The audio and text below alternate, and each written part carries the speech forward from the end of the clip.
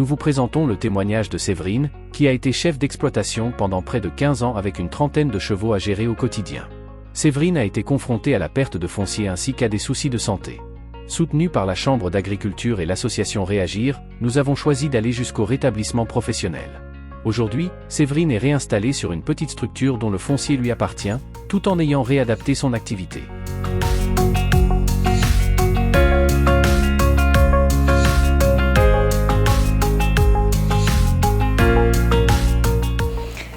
Alors je me présente, je m'appelle Dimowski Séverine, j'ai une entreprise en fait qui est basée sur tout ce qui est en fait accompagnement des entreprises et du développement personnel guidé par le cheval.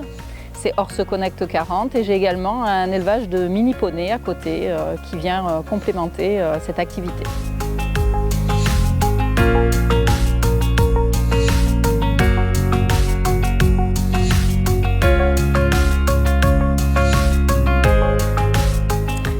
Donc sur l'ancienne exploitation, ce qui a été très difficile pour moi, c'est mes nombreux changements de terrain. Il a fallu que je déménage plusieurs fois, ce qui a entraîné des difficultés économiques, bien entendu.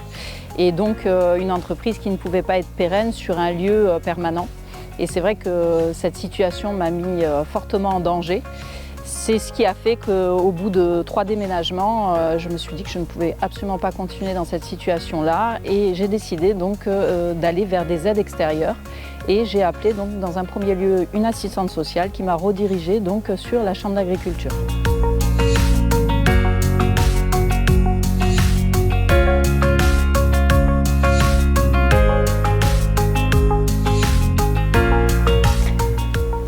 J'ai longuement réfléchi à ma situation et je suis passée d'une étape d'analyse de la situation.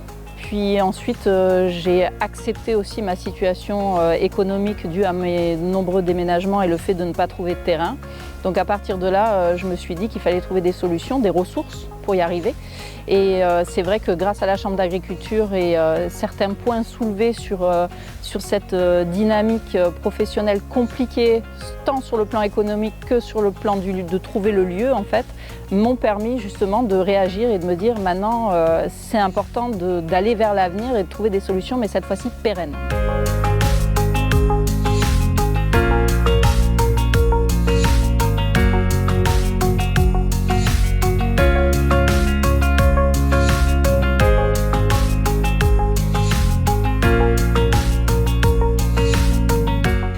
C'est vrai qu'il y a une grande part de travail d'acceptation, d'arriver à se dire que la situation est arrivée au bout et qu'effectivement il faut trouver des solutions différentes, donc aller chercher des ressources différentes, arriver à se projeter et de se dire qu'en fait aujourd'hui ce n'est pas un échec, mais c'est une expérience qui va permettre de rebondir et d'aller vers autre chose. Et c'est vrai que la situation de l'acceptation et de se dire que chaque expérience dans la vie est une force finalement et que ça va nous permettre d'aller vers autre chose a été pour moi un élément déclencheur très important.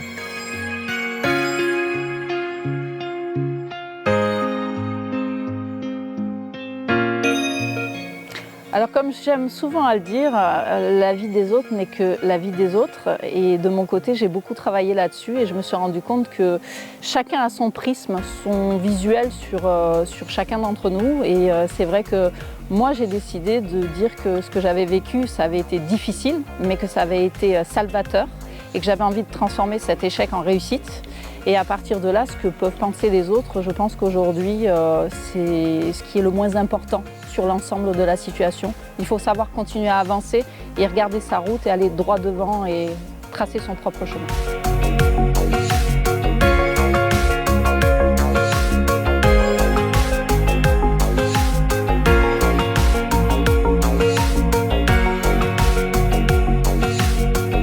Moi, j'ai envie de dire à cette personne que rien n'est jamais fini et que de toute façon, chaque expérience nous amène vers des chemins différents et que c'est important de croire en soi, de garder confiance en soi et de se dire que de toute façon, il y a toujours un avenir à toute chose qui s'arrête.